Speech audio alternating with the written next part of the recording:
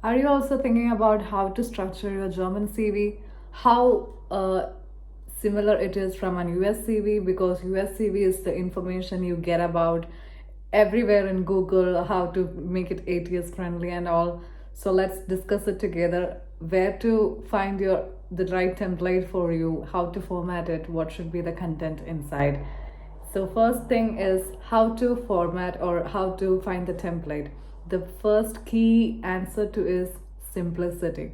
So make your CV accessible, editable and downloadable by yourself. This is very very important, because one time you see a job profile, this is not similar to the, I will say it is similar. Most of the time, you don't have to apply with multiple CVs. But if you want to really make a change, or you're like, oh, I forgot one project, or you have already paid and downloaded your very beautifully looking CV and you cannot edit and access it anymore, this is not the right way to do. You should always make your CV in a platform where it is very editable, accessible and downloadable for you. This can be in Canva, this can be in Microsoft Word or Google Form, Google Doc or something, where there are free platforms. Even with accessible without internet, this should be your go template, I would say. That's my personal experience. I have tried multiple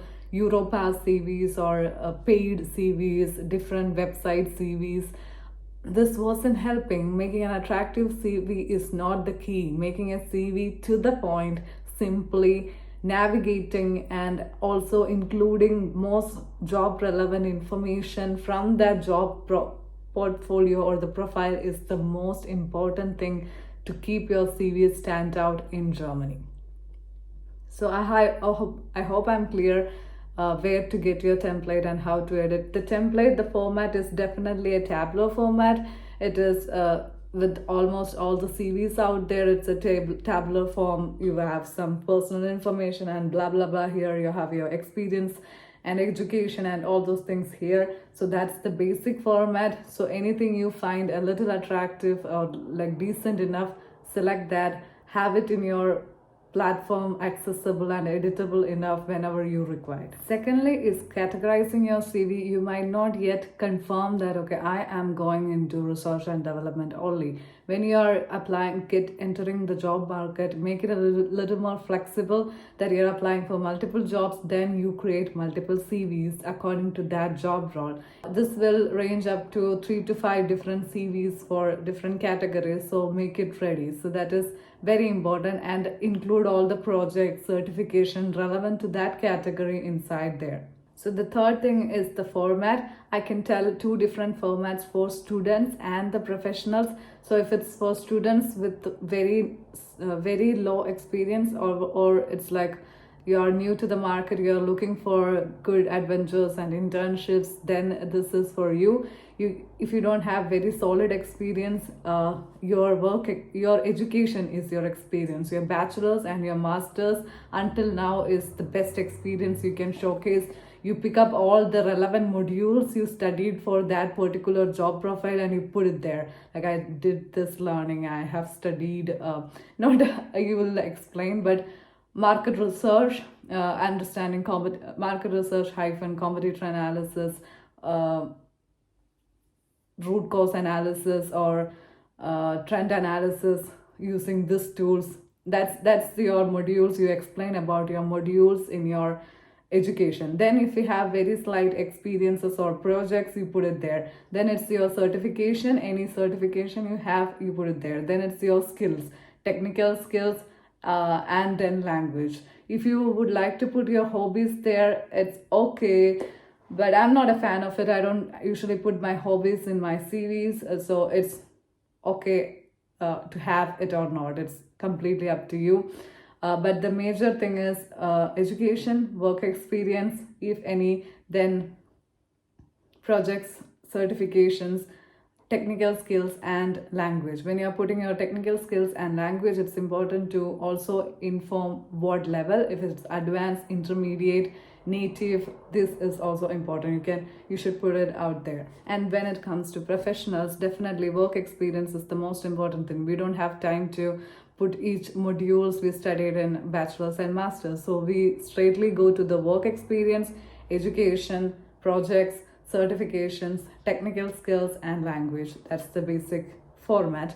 So in the experience, you everywhere it is most important to put the most current one out there. But if you have a better or an experience you think should be emphasized at first, the most important one, you put that also first. No, I don't think there is a problem with that. And for both students and professional, what goes inside each of this category is the most important thing we should focus on. It should be very precise and short. So no long sentences that will be like curated by ChatGPT and all the active words: led, collaborated, analyzed, this and that. All these words are not, they are definitely important, but then you should not focus on collaborated with cross-functional teams to make this happen. And though, no, you tell about the skill you developed. So when it's come to product development, then you say, led the team to develop five products in 5 categories: cookies, cakes, this. And from taking from my experience, but yeah, to the point, very precise, short, and crisp. That is the attention, that gets the attention. Because if we are also reading through 2-3 different English very big words, you also don't understand. When very complex English words, I am not very sure how well everyone can follow this in Germany. So make it in simple English, precise and to the point. And making to the point means emphasizing your skill on that. That's the main thing. And 4 to 5 points maximum per category for the most important one. The small internship, 1 month internship experiences you have. For a professional, I'm saying, for a student, 1 month internship experience is also important. You can emphasize and elaborate on that. No worries. For a professional, you keep 3 points for that and 5 points for the most important experience. So coming to the education part, you can put your CGPA out there. You can put it there with university name, CGPA, and the most relevant modules. That also look good. And for the projects, you can write down the most relevant projects. And for certification also, there is nothing much. Where did you get the certification, and validity of that certification will also be an added information. This will be appreciated to have in your CV.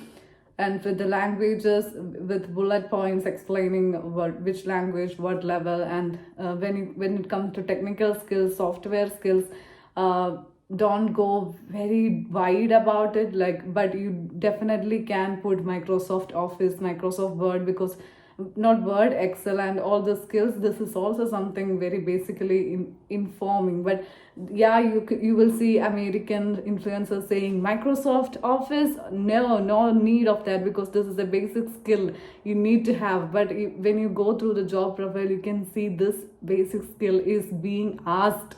This is something you need. So you put out there in your CV, yes, I have it. Microsoft Office, I can deal with it. You put it out there, no worries. So we have contradicting information about what should be the personal information. Should we put photo, age, gender, and other information? I'm not sure about all this, but what I'm sure about is put your phone number, email, LinkedIn profile, or sync profile link. Sync is more important in Germany, so sync or LinkedIn profile, phone number, email, address, personal address, to see which this person is not moving from Bavaria to Hamburg to have this job. Rather, they would consider someone who is already in Hamburg. So your address and your photo. So the contradicting question is again about the photo. Should we put it out there? I personally feel it's good to have it there, because I have seen so many small to big companies asking for photos when you're applying. So this also implies they would like to have that photo out there. So in your CV itself, you put it there, and this gives an impression about this is, I don't have to have comments on this, but I keep my photo on my CV, just a decent professional one, along with this information I have told. I don't put my age or gender. out there, this is not important, but I can say in Europas they're asking, these are the, and what I would say is these are the least important details you should focus on when you are putting a CV. What should be the format, what should be the font size, what should be the italics, bold, or how to beautify this, these, or what should be the date format. There was a time I was confused about, should it be American, like a month, a year, a month, year date. No, these are the very small details. You don't have to panic or panic about this. These are not being considered important. So please focus on detailing your experience and education precisely. Think about that, how to be very powerful in that points. Rest everything is just to understand what you are, where you are, to call you, hey, you got an interview. That's it. Don't stress about it. So that's mainly about the CV. So don't stress about it. Make it as editable, simple, accessible as possible. Focus on the content, curating it, not about the things around. So focus. That's mainly about the CV. So I hope you really understood how to focus on the CV. We will be focusing more about such content like all the internship job opportunities, life science related courses across the world. So please, if you haven't yet subscribed to our channel, please do subscribe. It will really support us. We will connect. We will come live to explain all your doubts a little clearer way. See you there, and thank you for watching.